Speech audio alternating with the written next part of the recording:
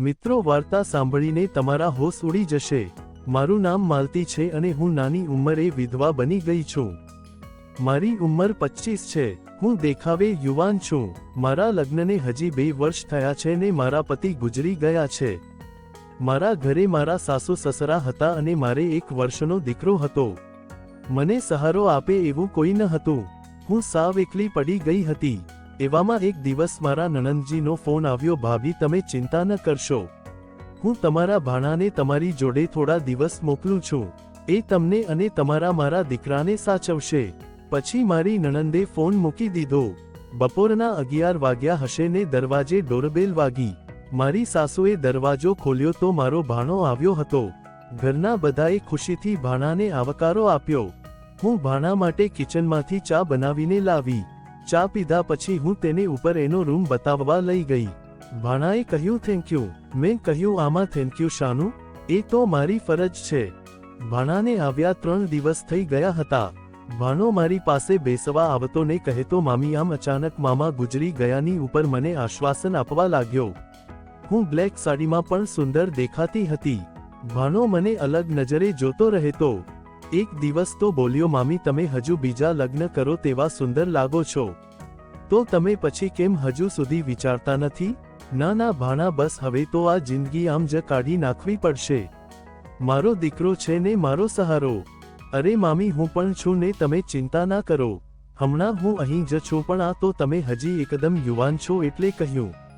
મામી શરમાઈને તેમના રૂમમાં જતા રહ્યા। ભાણાના મનમાં મામીની યુવાનીનો આનંદ લેવાની ઈચ્છા થઈ રહી હતી, પણ મામીના મનમાં એ વાત જાગૃત કરવા માટે અસમર્થ હતો। મામીએ આજે બ્લુ કલરની સાડી પહેરી હતી। મને ચા નાસ્તો આપવા મારા રૂમમાં આવ્યા। તે જોરદાર લાગતા હતા। મેં કહ્યું, મામી તમે આજે તો જોરદાર લાગો। મામીએ કહ્યું, બધું નકામું છે, હવે ખાલી નામની જ જિંદગી રહી છે। મેં કહ્યું, ના ના એવું ના બોલો, હજુ પણ બધું શક્ય છે। હું દાદા દાદીને તમારા બીજા લગ્નની વાત કરીશ। મામીએ કહ્યું, ના એવું ન કહેતો, તને મારી કસમ છે। પછી મામી બોલી, એ બધું જવા દે, તારા માટે પાણી ગરમ છે, તું નાહી લે। મેં કહ્યું ઠીક છે મામી। અને મને થયું કે આજે મામીને મારું મન બતાવી દઉં, કદાચ તેમની ઈચ્છા થઈ જાય તો એમને પણ સંતોષ મળી જાય અને મને પણ મજા આવી જાય। એવા વિચારમાં હું બાથરૂમમાં ચાલ્યો ગયો। મેં મારા બધા કપડાં કાઢીને મેં જાણી જોઈને દરવાજો સામાન્ય ખુલ્લો રાખ્યો, કેમ કે મામીના કપડાં અંદર પડ્યા હતા, એ લેવા માટે આવશે। અને એવું જ થયું। મામી અચાનક દરવાજાનો ધક્કો માર્યો ત્યારે હું વગર કપડામાં નાહી રહ્યો હતો અને મામી મને જોઈને ફરી ગયા। ભાણા આ બધું શું છે? સોરી મામી, હું દરવાજો બંધ કરવાનું ભૂલી ગયો। ઠીક છે, તું મારા કપડાં આપી દે। હા આ લો કપડાં તમારા। મારું કામ તો થઈ ગયું હતું। બહાર મામીને જતા જોયા તો તે પણ થોડા આઘાતમાં દેખાતા હતા। હું કપડાં પહેરીને બહાર આવ્યો।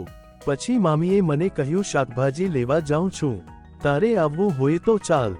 મેં તેમના દીકરાને પણ સાથે લીધો અને રિક્ષામાં ગયા। બજારમાં હું મામીને જોતો જોતો વિચારતો હતો કે આમની યુવાનીનું શું થશે। મામીએ કહ્યું, શું તાકી તાકીને જોઈ રહ્યો છે મારા સામું? કંઈ નહીં મામી। પછી અમે બજારમાંથી પાછા ઘરે જવા નીકળી ગયા। અમે બસ પકડી। બસમાં ભીડ હોવાથી મેં મામીને મારી આગળ ઊભા રાખ્યા। મામીએ કહ્યું, થોડો દૂર ઊભો રહી જા। હા મામી। હું થોડો ગભરાયો। ઘર આવી ગયું। અમે બંને રૂમમાં પહોંચી ગયા। હવે રાતના સમયે અમે બધા જમી પોતપોતાના રૂમમાં ગયા। હું પણ ટુવાલ વીંટળાઈને સૂતો હતો અને મોબાઈલ જોતો હતો। એવામાં મામી આવ્યા। અરે ભાણા ઊંઘી ગયો? અરે ના મામી, તમે આવો બેસો, હું જાગું છું। મામીએ કહ્યું, આજે તારા મામાને ગુજરી ગયાને 4 વર્ષ પૂરા થઈ ગયા। મેં મામીની વાતમાં ધ્યાન ના આપ્યું તો મામીએ કહ્યું, તારું ધ્યાન ક્યાં છે? મેં એમના પગ પર હાથ મૂક્યો। મામીએ હાથ બાજુમાં મૂકી દીધો। મેં ફરી મૂક્યો। તેમને ફરી બાજુમાં મૂકી દીધો। મેં ફરી મૂક્યો। તેમને હટાવ્યો નહીં। હું તેમના પગ દબાવવા લાગ્યો। એ પણ ગરમ થતા હતા એવું લાગ્યું। હાથ ધીરે ધીરે આગળ જવા દીધો। તે બોલ્યા, શું કરે છે? કેમ મામી, તમને નથી ગમતું?